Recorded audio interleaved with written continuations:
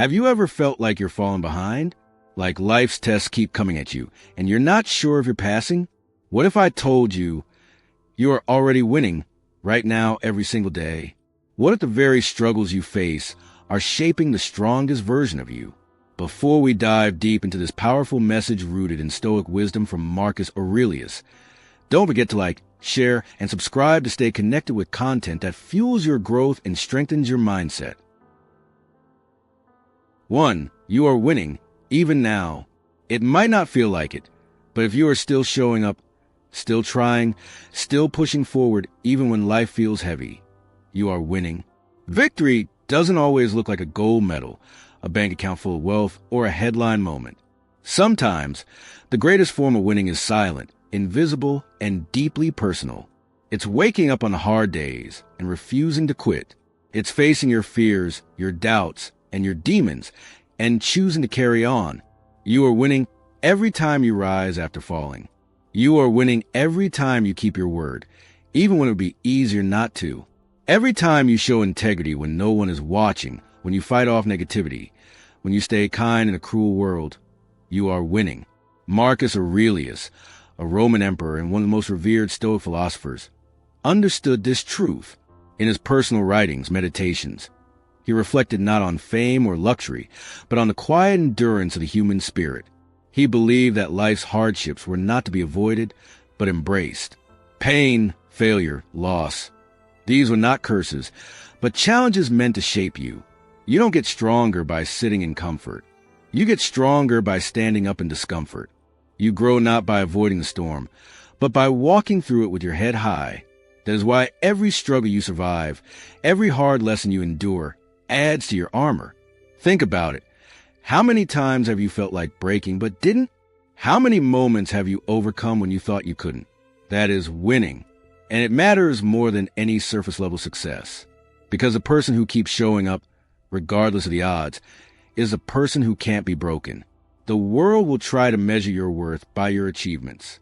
But the Stoics teach us to measure ourselves by our effort, our values, and our discipline. If you have faced adversity and chosen not to quit, you've already won. If you've lost something or someone and continue to live with grace, that's a kind of victory no trophy can represent. Stoicism isn't about being emotionless. It's about being unshaken. Life throws chaos at us all. But the Stoic way is to remain grounded, to respond, not react, to show up, even on the days you feel like disappearing. That's what strength looks like. That's what real success feels like. And so, if you are still breathing, still growing, still learning, then do not mistake your tiredness for defeat. You are not behind. You are not broken. You are in the middle of becoming someone greater. The process hurts, but it's also holy, because you are being refined, not punished. Never forget, a diamond is made under pressure. A sword is forged in fire. And your character, your truest self, is built through adversity, not ease.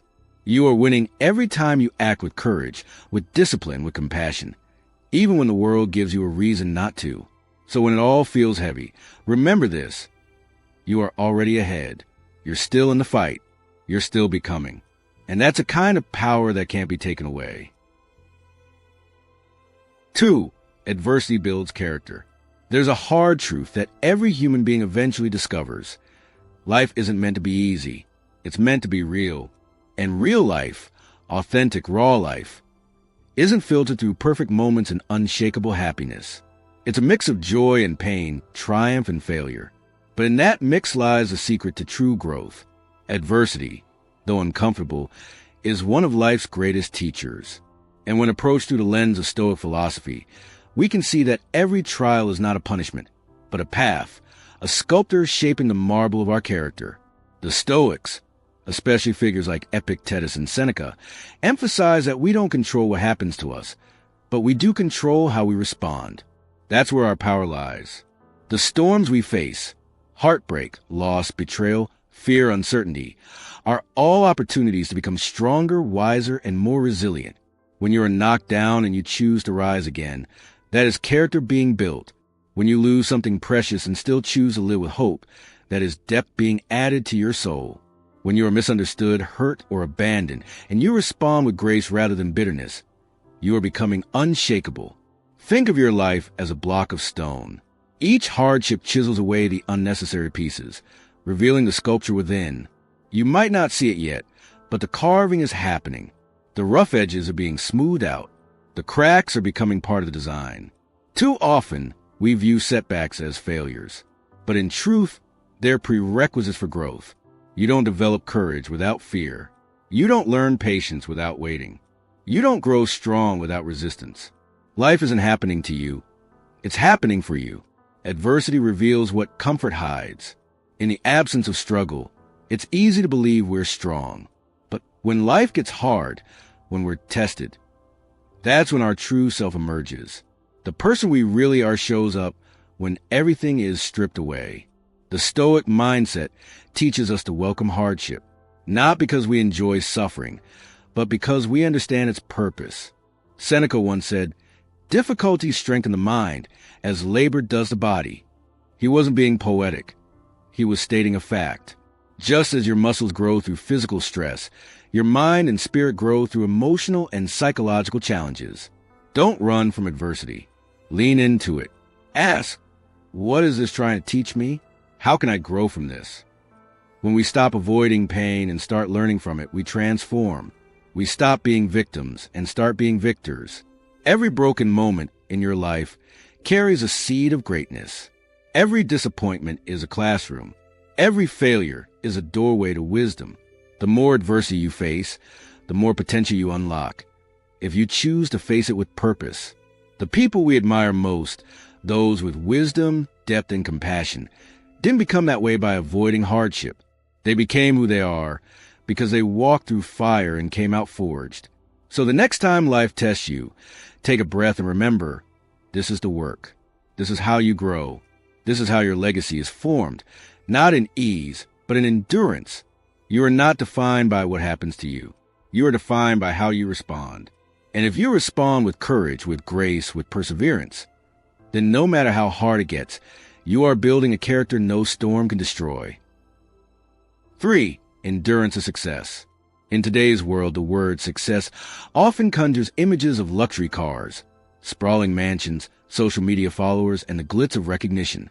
But that's not how Marcus Aurelius, the Stoic emperor, defined it. In his view, real success was not about external trophies. It was about how well a person could endure life's hardships with integrity and dignity. The applause of others fades quickly, but the quiet triumph of inner strength echoes far longer. Endurance is not glamorous. It rarely comes with a spotlight.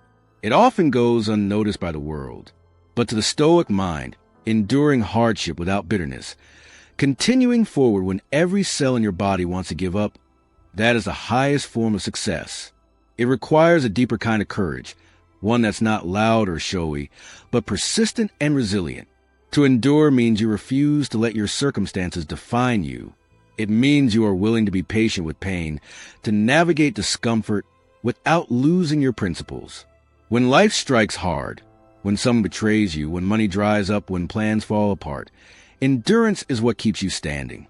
It says, this may not be fair, this may hurt, but I will not fold. Think about the silent battles people fight. A mother raising children on her own without complaint, a student working 2 jobs while chasing a degree, someone recovering from addiction or heartbreak while showing up to life every day. These stories aren't splashed across magazine covers, but they are stories of success just as valid, just as noble. The Stoics believe that virtue lies in action, not in outcome. Whether you win or lose by the world's standards isn't the point. What matters is how you carry yourself through the process. Do you keep your character intact? Do you treat people with kindness despite your own pain? Do you maintain your discipline even when no one is watching? That's endurance, and that is real success. This kind of success is built quietly over time. It grows in the trenches of difficulty. When others quit, you keep going. When the path is uncertain, you trust your principles more than your feelings. You might stumble, you might fall, but you get back up again and again. Endurance doesn't mean pretending everything is fine.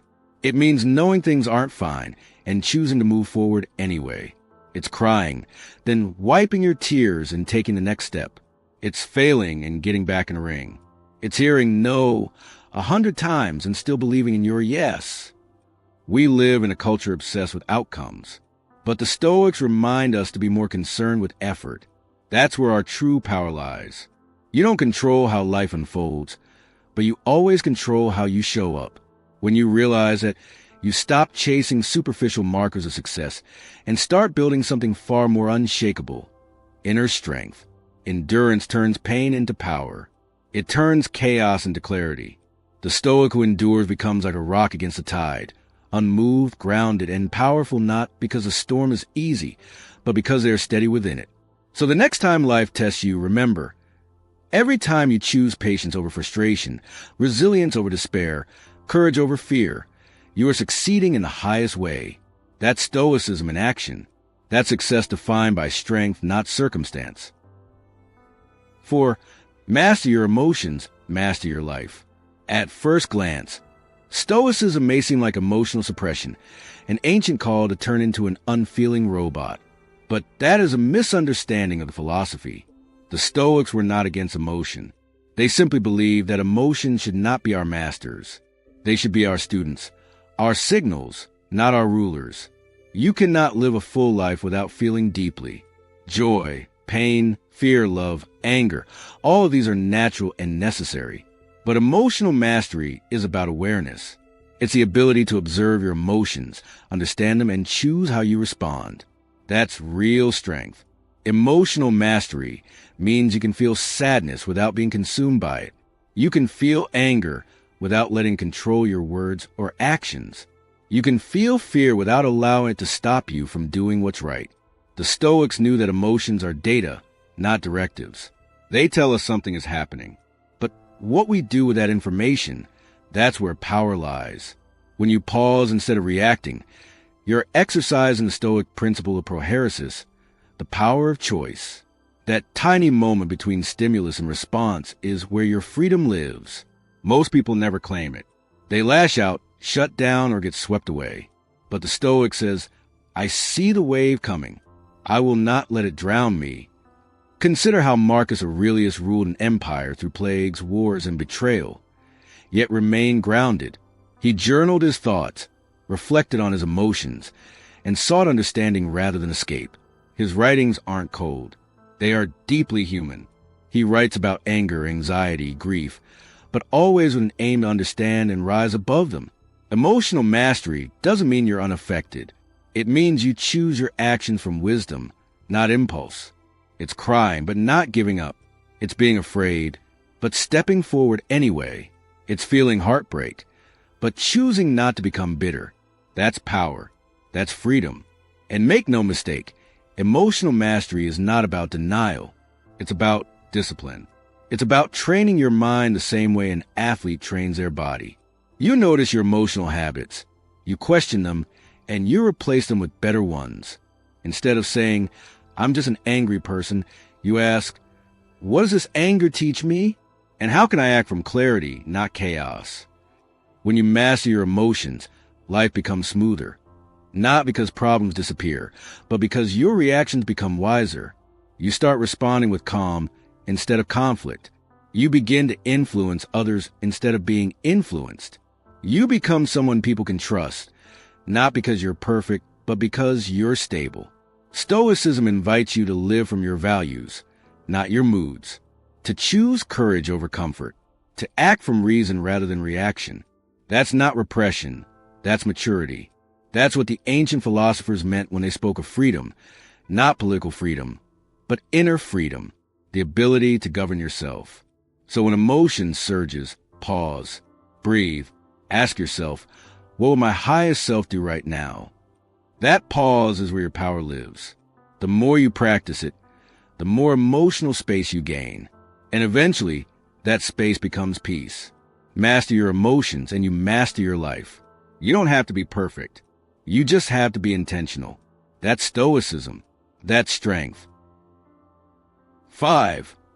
Gratitude shifts your focus. What you focus on grows. This simple phrase carries immense power.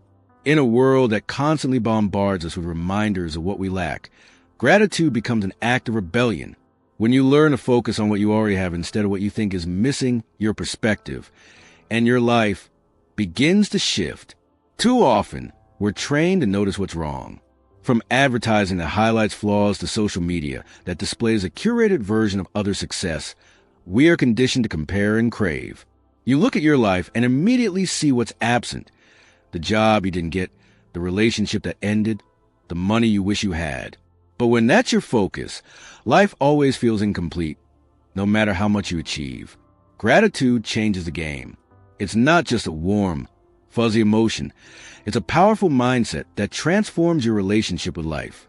When you take a moment to count what you have, your health, your breath, your ability to make choices, you realize that you've already won more than you give yourself credit for. Not everyone woke up this morning. Not everyone has clean water, or the ability to walk, or the mental clarity to reflect.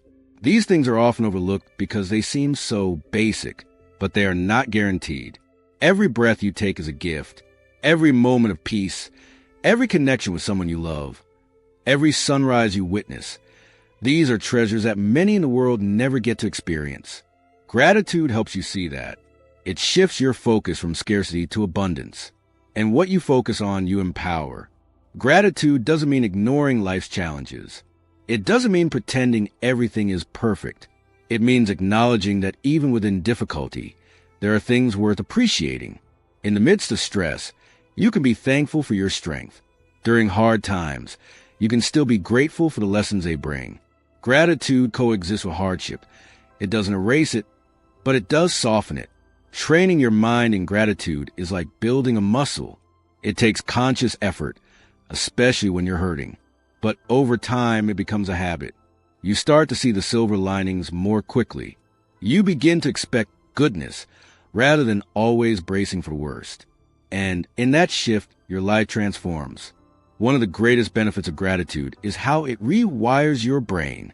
Studies in neuroscience show that practicing gratitude consistently can improve mood, reduce stress, and even enhance physical health. It creates new neural pathways that make optimism more natural and pessimism less dominant. In relationships, gratitude is the glue that keeps people close. When you appreciate someone, not for what they do for you, but simply for who they are, you create deeper bonds. Gratitude fuels compassion. It makes you more generous. It reminds you to celebrate people rather than take them for granted. On a personal level, gratitude also builds resilience. Life is unpredictable, and pain is inevitable. But when you cultivate a grateful heart, you develop the strength to endure storms without becoming bitter. You stop seeing yourself as a victim and start seeing yourself as someone who can survive, adapt, and grow. Gratitude is also a gateway to joy, not the fleeting kind of happiness that depends on external success, but a deeper sense of contentment. You begin to enjoy the simple things, a quiet moment, a smile, a meal with loved ones, and in that appreciation, life becomes richer. So, how do you practice gratitude consistently? It can be as simple as writing down 3 things you're thankful for every morning, or taking a moment before bed to reflect on what went right that day, or telling someone you appreciate them. These small acts create a ripple effect that changes how you experience the world. In a society that glorifies hustle and highlights lack, gratitude is a radical act. It's a declaration that you are already enough and that life, even with its imperfections, is filled with beauty. When you train your mind to see what's good, what's working, what's possible, you begin to live from a place of peace rather than pressure. Gratitude doesn't just change your mood, it changes your life. And the more you practice it, the more abundance you'll begin to notice, because what you focus on grows. 6. Discipline. Showing up even when it's hard. Discipline often gets a bad reputation. People associate with rigidity, punishment, or some cold, joyless grind. But at its core, discipline is none of those things. True discipline is an act of love, an investment in your future self. It's not about being perfect. It's about showing up, especially on the days you don't feel like it. There will always be days when motivation fails you. You'll wake up tired. You'll feel discouraged. You'll be tempted to quit. That's where discipline steps in, not as a whip, but as a reminder that your goals matter, that your future deserves effort. That progress is built on consistency, not bursts of inspiration. Discipline shows up in the early morning workouts, when the bed feels too comfortable. It's in a quiet commitment to reading one more page, writing one more sentence, pushing through one more rep. It's in the small acts of courage, the decision to have that uncomfortable conversation, to keep your word, to take the next right step when the path isn't clear. And here's the truth. Discipline is freedom. While it may feel restrictive at first, it actually liberates you. When you build habits and routines, you remove the chaos of indecision. You stop negotiating with yourself every day. Should I work out or not? Should I study or scroll? With discipline, the decision has already been made. You just execute. Every time you keep a promise to yourself, no matter how small, you build trust. You begin to see yourself as someone who follows through. That identity of being dependable, of being resilient, is powerful. It's the foundation for success in any area of life, because talent may open the door, but discipline keeps you in the room. Discipline also teaches you patience. In a world of instant gratification, this is rare. But real growth, the kind that lasts, takes time. Whether it's mastering a skill, building a business, or transforming your health, there are no shortcuts. Discipline helps you embrace the process.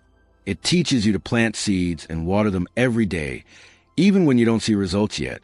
That's the hardest part, persisting without evidence. Continuing to show up when no one's watching, when there's no applause, when the only reward is knowing that you didn't quit. But it's also the most rewarding, because those are the moments that shape you. That's when you become the kind of person you admire. Discipline doesn't mean you never slip. It means you keep going anyway. You miss a day, start again. You feel like giving up? Take a breath and recommit. You're not weak for struggling. You're strong for continuing. It's also worth noting that discipline isn't about doing everything. It's about doing the right things. It's choosing your priorities and aligning your actions with them. It's saying no to distractions so you can say yes to your purpose. It's being intentional, not robotic. Think of discipline as a daily love letter to your future self. Every time you get up early to work toward your goal, you're telling your future self, I care about you. I believe in you. I'm willing to make sacrifices today so you can live a better tomorrow. That's powerful. That's noble. And that's why discipline, though difficult, is deeply fulfilling. Because on the other side of effort is confidence. On the other side of struggle is pride.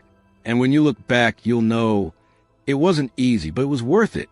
You don't need to be perfect. You just need to be consistent.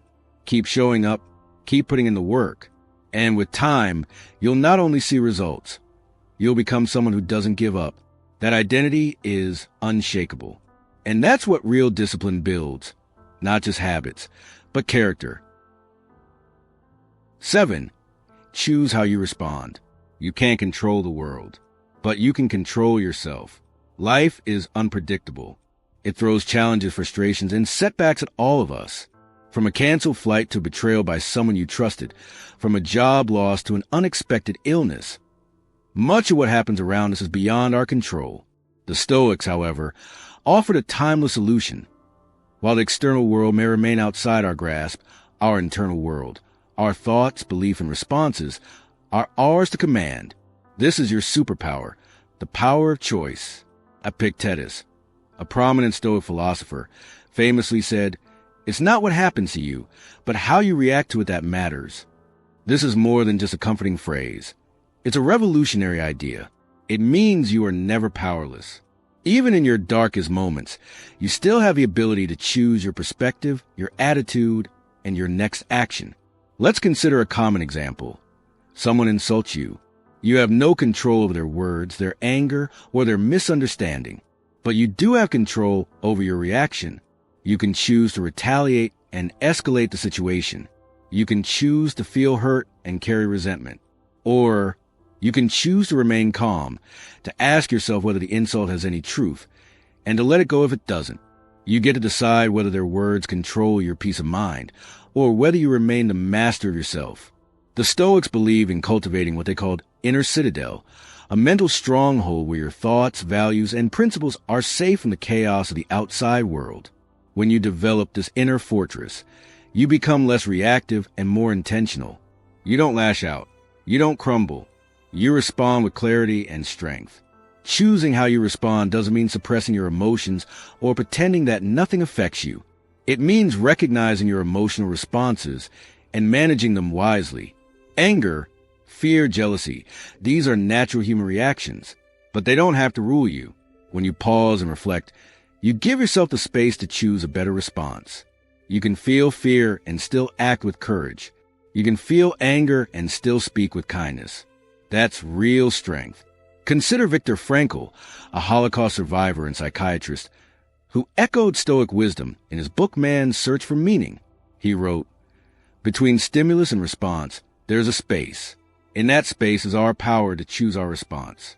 In our response lies our growth and our freedom." Frankl lost everything, his family, his freedom, his dignity, but he never lost his ability to choose how he responded to his suffering. That is what made him unbreakable. Choosing your response is not just about surviving hardship. It's about shaping your character. Every decision you make, especially in difficult moments, builds who you are. Will you be bitter or better? Will you be reactive or reflective? Will you let life shape you passively? Or will you take the reins and shape your own destiny? There is power in choosing calm.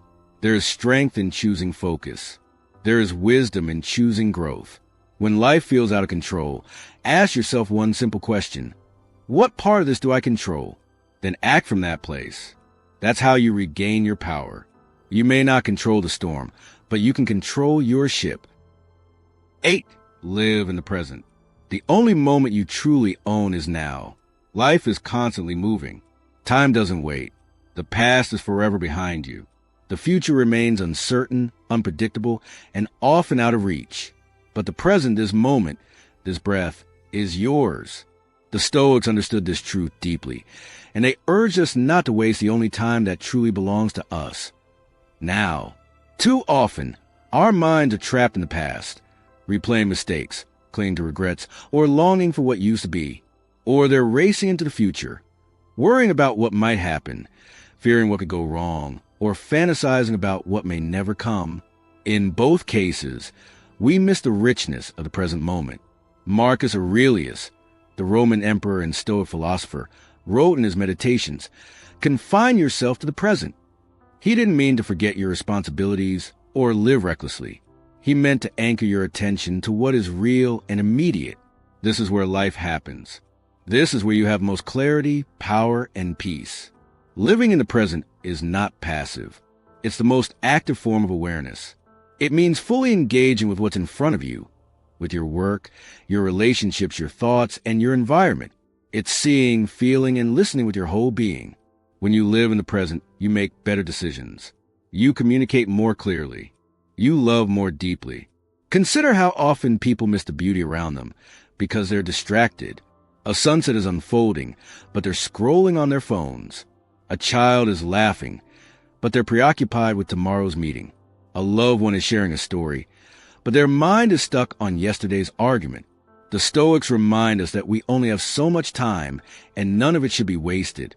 Seneca wrote, "It is not that we have a short time to live, but that we waste a lot of it." Most of that waste happens when we're mentally absent from our lives.